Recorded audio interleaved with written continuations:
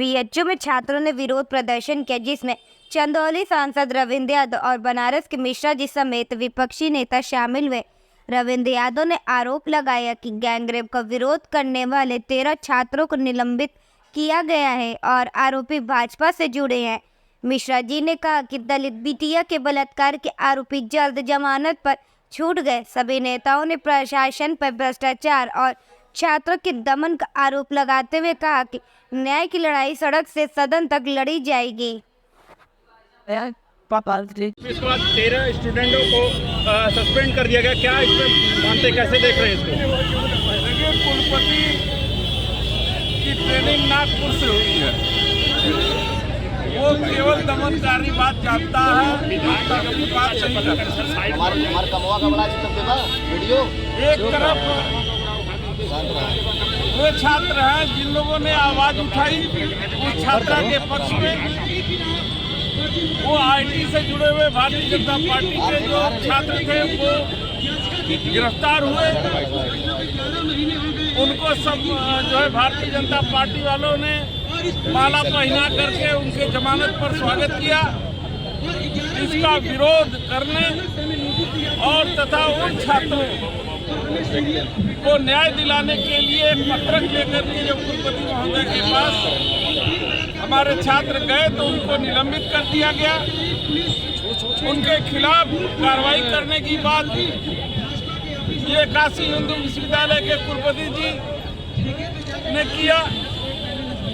इसलिए हम उनके तानाशाही रवैये और इस विश्वविद्यालय में जो ज्ञात भ्रष्टाचार है, चाहे वो हॉस्पिटल को लेकर के हो, चाहे वो विश्वविद्यालय के विकास की बात रही हो, चाहे वो यहाँ के में नियुक्ति की बात हो, चाहे विश्वविद्यालय में खरीद फरोख्त का मामला हो, लगातार जो है कि उजागर हो रहे हैं और मीडिया के माध्यम से लोगों के पास जा रहा है कि किस तरीके से तानाशाही और एकल निर्णय से, जहाँ एक लोकतंत्र या विश्वविद्यालय अधिनियम में है कि एक एग्जीक्यूटिव बॉडी का गठन हो और खरीद फरोख्त में एग्जीक्यूटिव पार्टी का निर्णय सर्वमान्य होता है, वहीं पर भ्रष्टाचार करने की नियत से एग्जीक्यूटिव पार्टी का गठन इस देश के जो है कि शिक्षा विभाग और कुलपति के मिली भगत से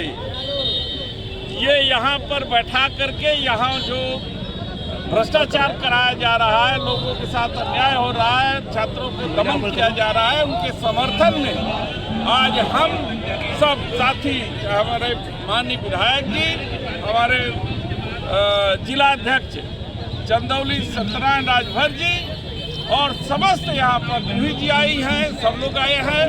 हम उन छात्रों के समर्थन में खड़े हैं कि आपके साथ हो रहे अन्याय के खिलाफ हम सड़क से लेकर सदन तक इसकी लड़ाई लड़ेंगे।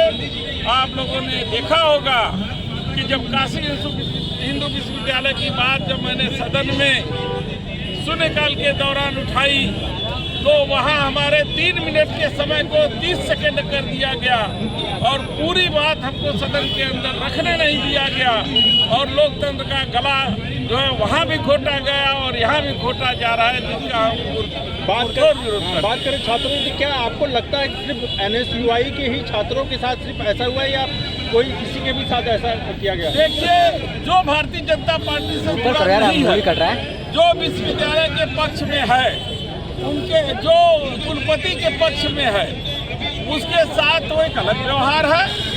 और जो लोग लोकतांत्रिक तरीके से न्याय मांगने की बात करते हैं, चाहे NSUI के लोग हों, चाहे वो तमाम छात्र जो समाजवादी पार्टी से जुड़े हुए हमारे नेतागण हैं, अगर वो छात्रों की मांग को लेकर के लोकतांत्रिक तरीके से पत्तन देने की कोशिश करते हैं तो ये कुलपति महोदय को इस बात का जो है कि वो बर्दाश्त नहीं होता कि कोई उनके चैम्बर में कैसे घुस गया। सरकार अगर अपनी रवैया अपने पर रहेगी तो ऐसे में आगे आपका क्या आगे? कह तो रहा हूँ, आज सड़क पे हैं और सदन खुलेगा, सदन के अंदर हम इस बातों को उठाएंगे और पुरजोर विरोधित करके इन सबको बेनकाब करेंगे। ठीक है भैया।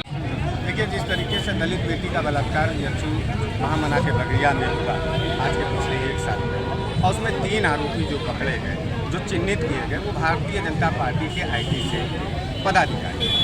2 महीना लगा पुलिस को पकड़ने में और मात्र 3 महीने में वो जमानत से बाहर आ गए। सबसे बड़ा दुख की बात यह है कि जो लोग इस प्रोटेस्ट को कर रहे थे, हमारे जो महामना के छात्र हैं, बीएचयू के जो छात्र हैं, वो शांतिपूर्वक प्रोटेस्ट कर रहे थे, अपने बहन बेटी की आबरू के लिए।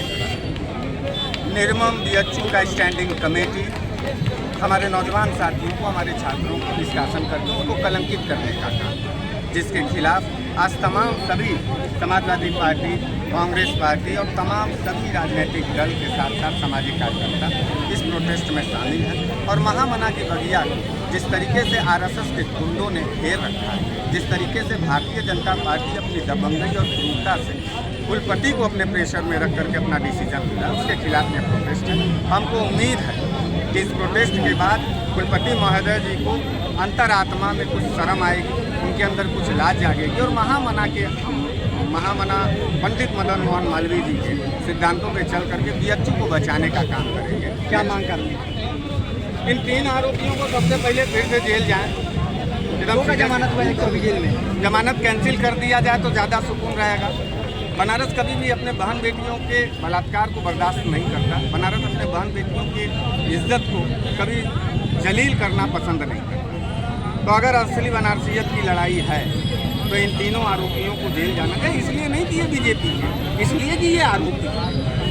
इनका फोटो प्रधानमंत्री के साथ, स्मृति ईरानी जी के साथ है, जेपी नड्डा जी के साथ। और मैं पूछना चाहता हूँ भारतीय जनता पार्टी के लोगों से कि क्यों बलात्कारियों से ये हाथ मिलाने में तुम्हें अच्छा लगता है? सिर्फ कत्ली लोग, बलात्कारी लोग, दंगाई लोग से ही गले मिलते नजर आते हैं। तो महामना और बनारस और बनारसियत को जिंदा रखने के लिए इन तीनों को जेल जाना चाहिए और जो छात्र निलंबित हुए हैं उनको तुरंत तत्काल उनका निलंबन वापस करके उनके पठन पाठन को सुचारू रूप से क्रियान्वित करना चाहिए। क्या लगता है कुलपति महोदय इस तरीके के क्या इसके पीछे क्या? अगर हमारी बात सुनेंगे तो कुलपति जी नहीं कर पाएंगे। कुलपति जी के पास इतना जमीरें नहीं है।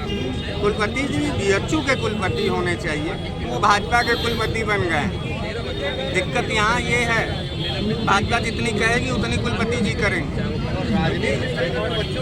राजनीति के चक्कर में, आरएसएस के दबाव के चक्कर में, भाजपा के दबाव के चक्कर में वो राजनीतिक खेल खेलते हैं।